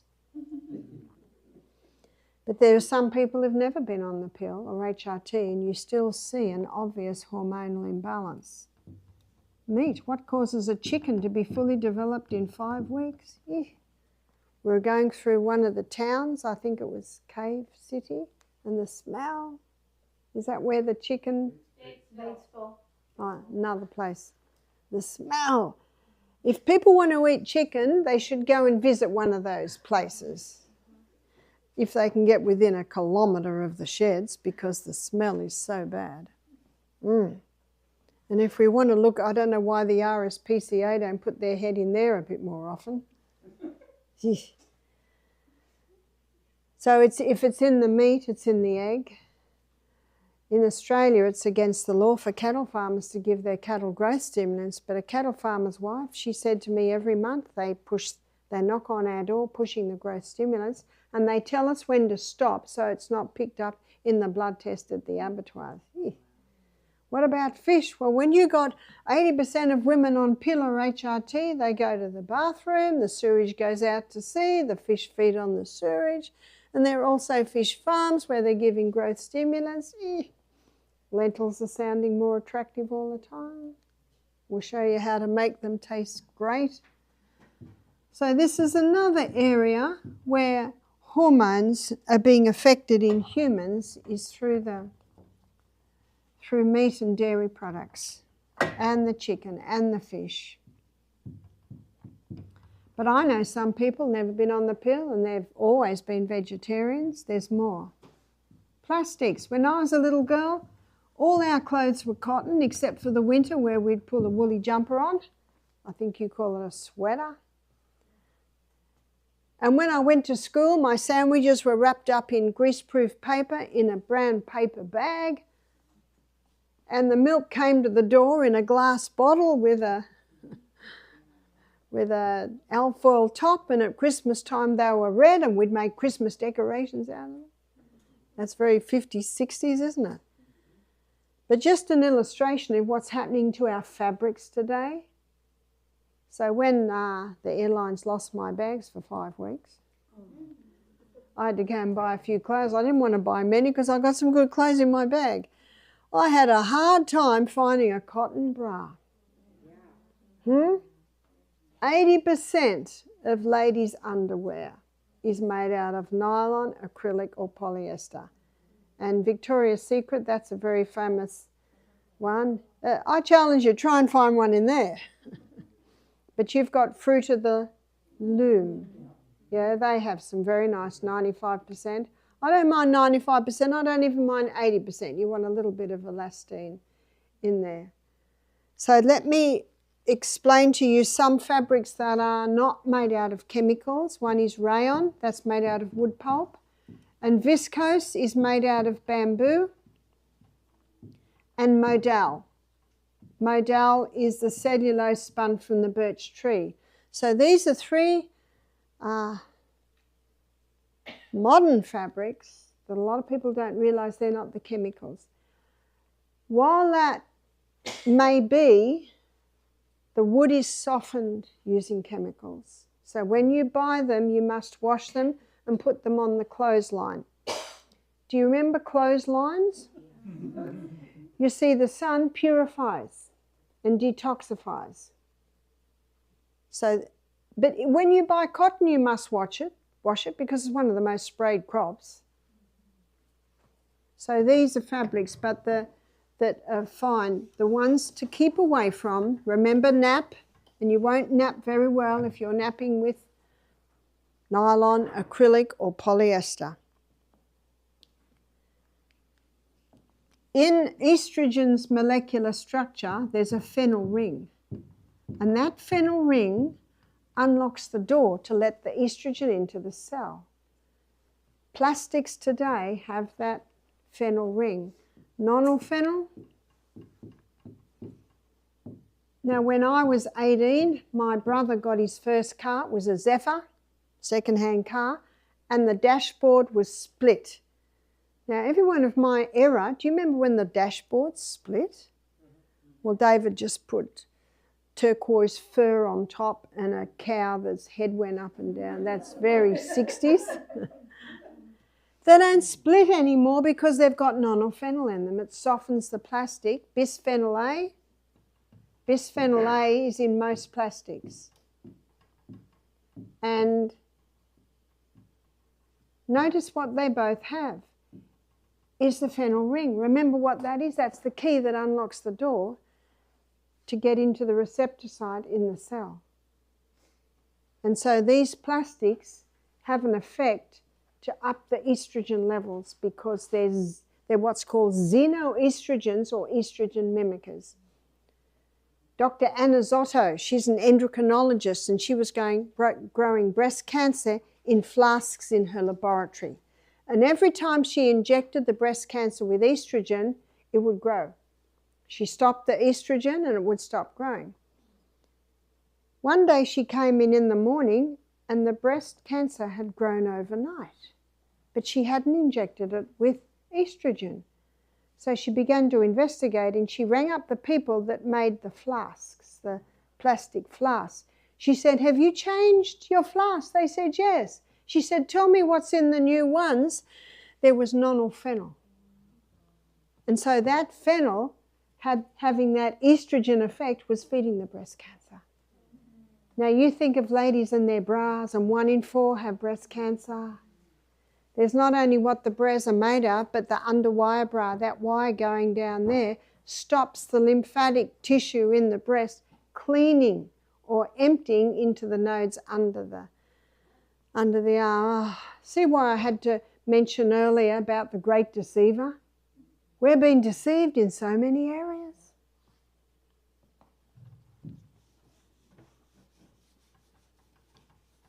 So plastics. I think it's impossible to eliminate plastic. It's handy stuff. But as much as possible, seriously assess the clothes that you're wearing. And seriously assess what you're giving to your grandchildren or your children.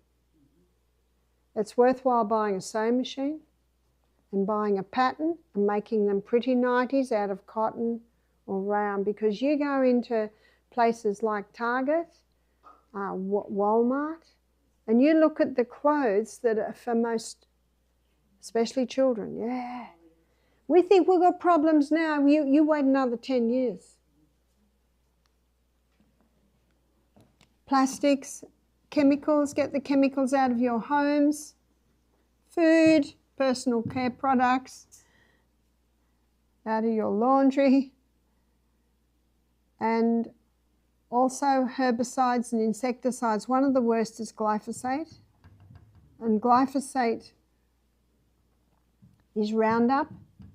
And if the potatoes are not organic, they've got glyphosate on them, because they use glyphosate to kill the flowers so they can harvest the potatoes. In my book, Sustain Me, my graphic designer, he researches everything I say, which I'm very glad of.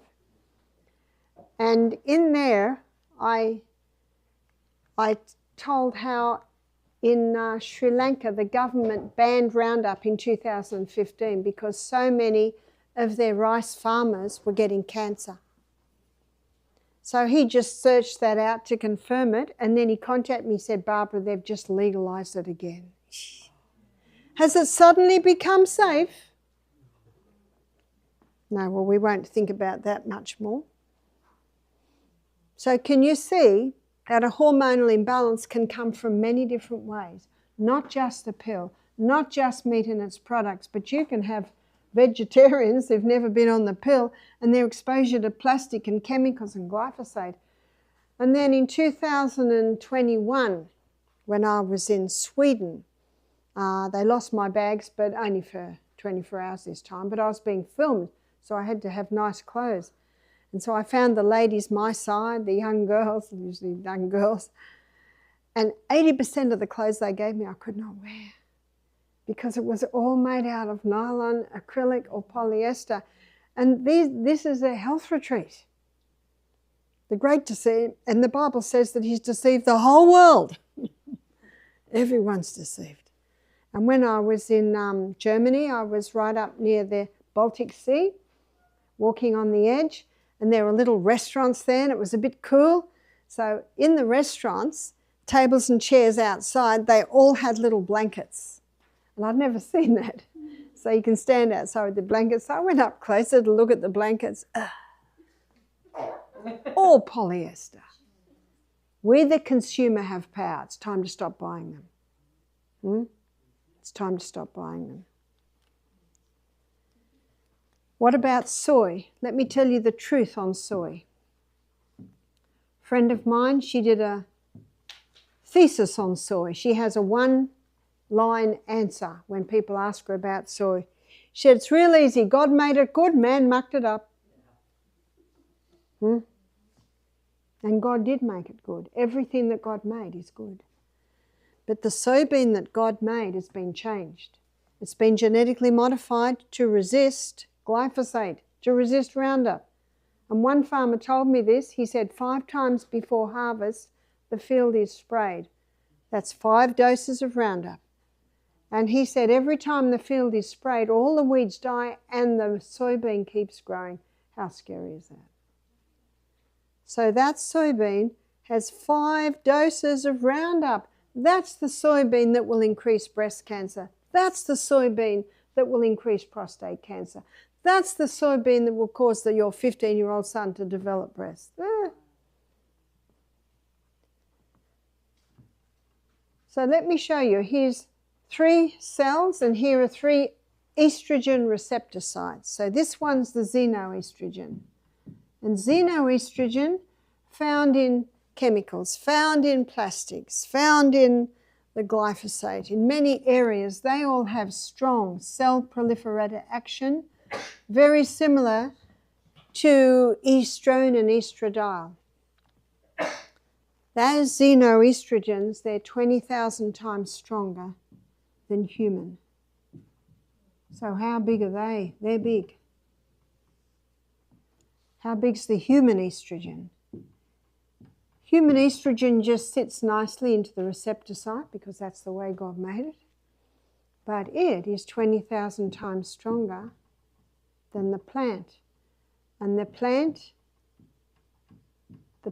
soybean contains naturally occurring estrogens. And they're only tiny. They only slip in to the receptor site like that. And because they're herbs, remember Psalm 104 verse 14, God gave herbs for the service of man. They come in and they knock.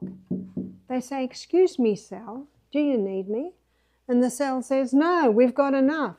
And so that naturally occurring estrogen sits at the door.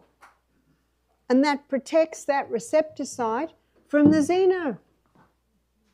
But if it knocks on the door, the plant estrogen from the soy, if it knocks on the door and says, do you need me? And the cell says, oh, please, we do, it will come in.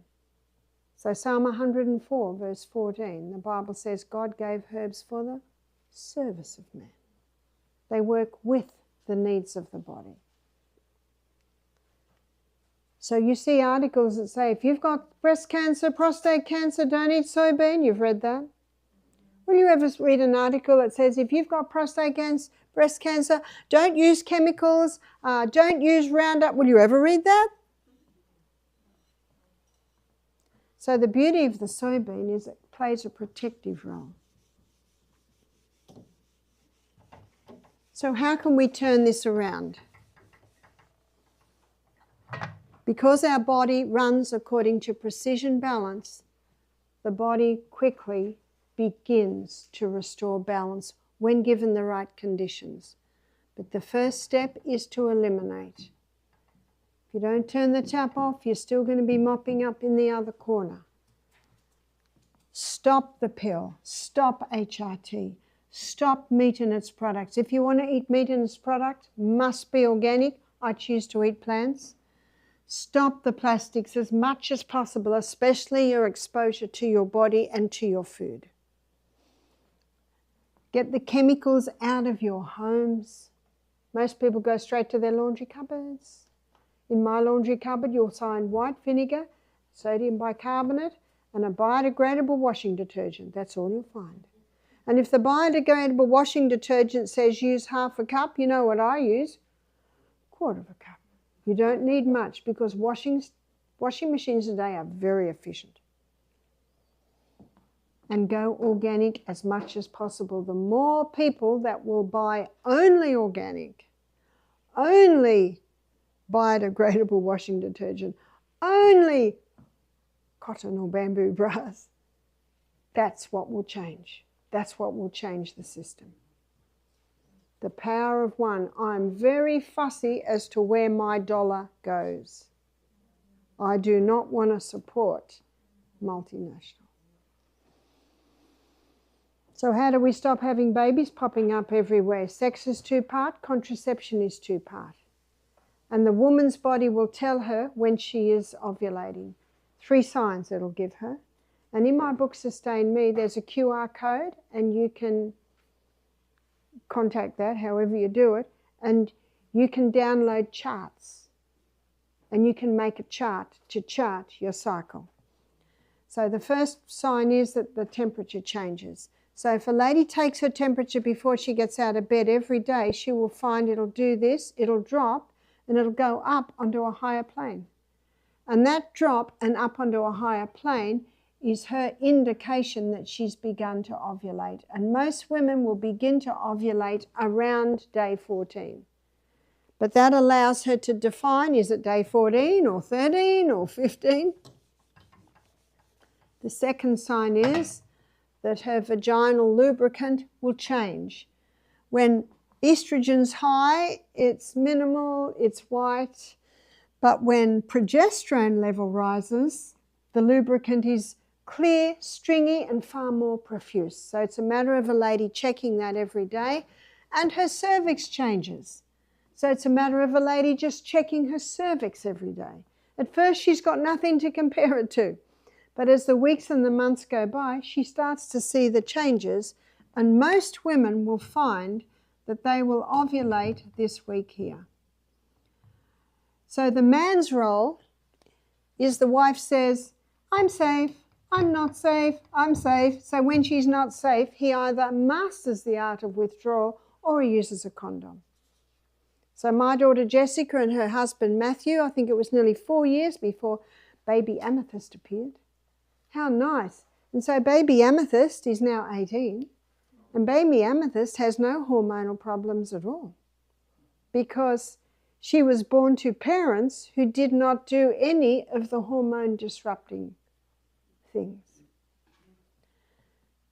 Number 2, our liver can detoxify us from excess estrogen, and it does it down one of 2 pathways.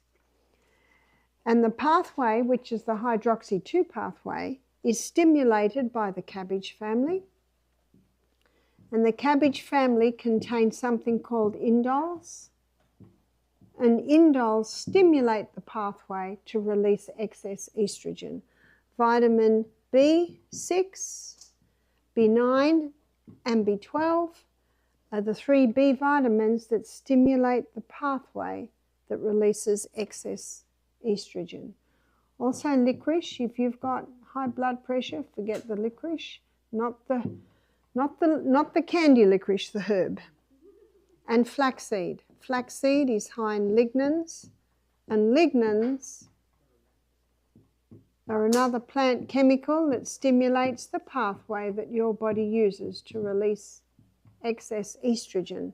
Number 3, the Comfort Yam Cream. It's a cream that I discovered over a year ago now. It's an excellent cream because it's very difficult to get the Australian one now. Comfort Yam Cream has all organic ingredients, and Comfort Yam Cream is made with the wild yam, so it contains this plant chemical.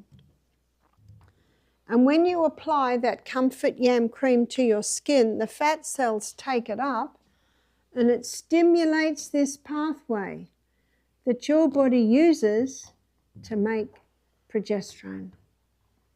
So what this yam cream does, it causes a reinstation once again of mother hormone. And when you reinstate mother hormone brings estrogen back to where it should be. If it's too low, it'll bring it up. If it's too high, it'll bring it down. And progesterone plays a protective role on testosterone. This mother hormone is very protective of her son. And so whether man or woman, the yam cream helps to balance the hormones. And you saw all the problems that arise because of high estrogen. So boosting progesterone brings those daughters back into their rightful position. So if someone has thyroid problems, the Comfort Yam Cream will bring that estrogen down, which will help the thyroid. Weight gain, bring that estrogen down and get the carbohydrates down. What about if a woman has no desire for sex, which is common when she's got a hormonal imbalance? The Comfort Yam Cream can certainly help with that. But what about painful sex? What about when there's no lubricant? Well, something has become popular called yoni stones.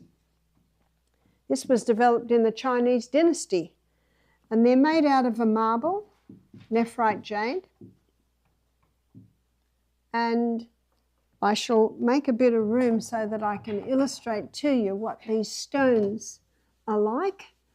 So these stones are made out of marble, and the biggest one is about the size of a bantam egg.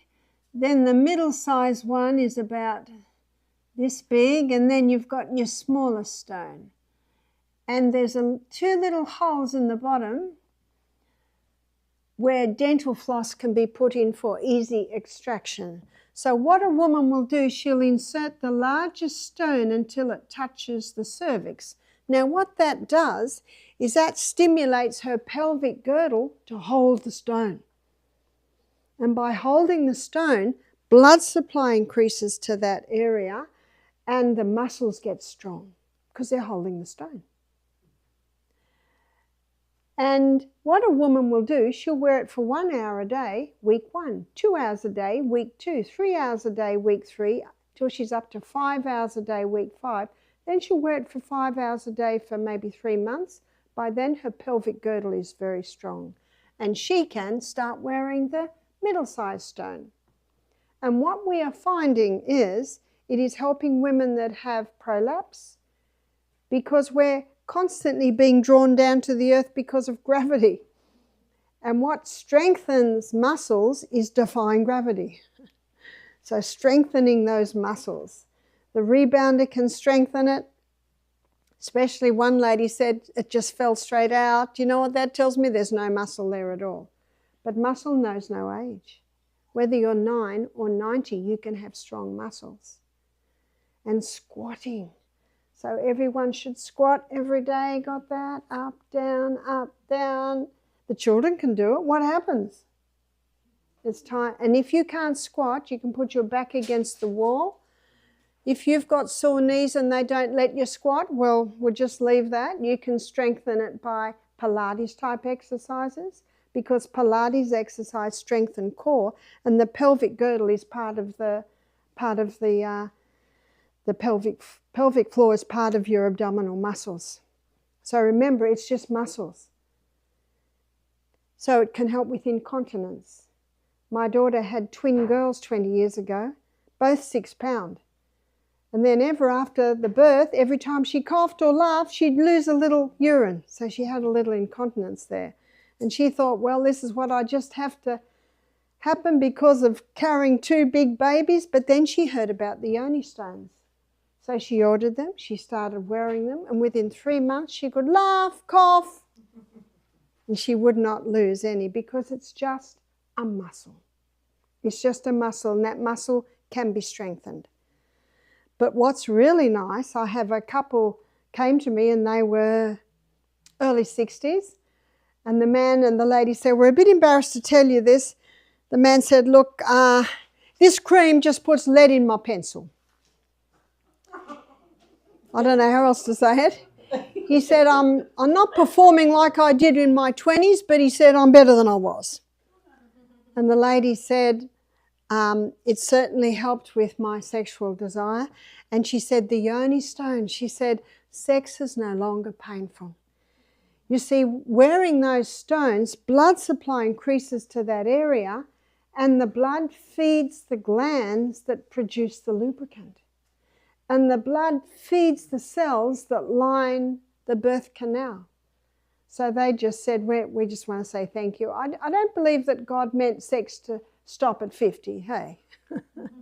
It's just a special part of married life. But unfortunately, a lot of couples, that's not happening. And obviously it's going to slow down, and obviously it'll eventually stop, but unfortunately it's just stopping too early. And you can see all the things that come together to cause these problems. Also, prostate. Remember, when you've lost progesterone, testosterone has lost its protection. And we've seen people with prostate cancer conquer their prostate cancer by going on the yam cream. And I've got some good news. Only last week, Comfort Yam Cream released a man comfort cream. And that man comfort cream has some specific herbs in it for the prostate. Saw pimento, small willow leaf, a few things like that. So that's only recently. So my daughter Emma, very easy to remember her website, barbaro'neill.com. And she sells all the yam creams, but I think Christina was telling me that we have got some comfort cream, but I don't think we've got the man one. But remember, both have the same basis. So up until now, a man would just use the comfort cream. So how often do you use it? 2 pumps, side of arm one time, thigh another time, abdomen another time, chest another time. You alternate the sites of application. It's applied morning and night. For women, 3 weeks a month. If a woman's not menstruating anymore, she stops for 1 week a month. If she's menstruating, she stops with menstruation. Men, they don't have a break because they're not cyclic like women. How long should a person be on it? At least 1 year. At least 1 year. It might have taken 20 or 30 years to get out of balance. Well, it won't take 20 or 30 years to get back into balance, but it may take a year. Usually 1 jar lasts usually 3 months. So it's actually a very reasonably priced treatment that someone can do to return the balance. I met a 90-year-old lady who was on it for her osteoporosis. You see, progesterone boosts bone-building cells. I met a 9-year-old who was on it because she'd got her periods at 9. So if you're between 9 or 90, this cream can work for you.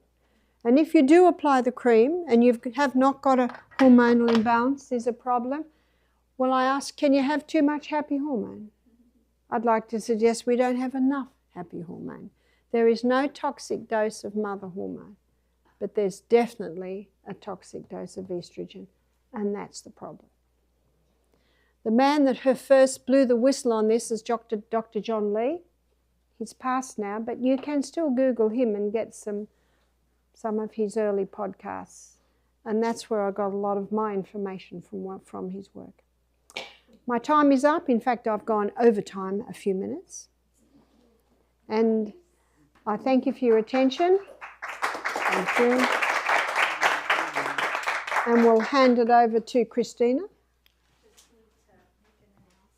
Thank you so much. So this evening we're headed down to the gym. This is a big event. You guys are the grassroots. You get to experience something that Evening Shade has never experienced before. The second most famous person to visit Evening Shade next to Burt Reynolds. She's going to more than double the population. Wow. So what I just wanted to talk to you guys about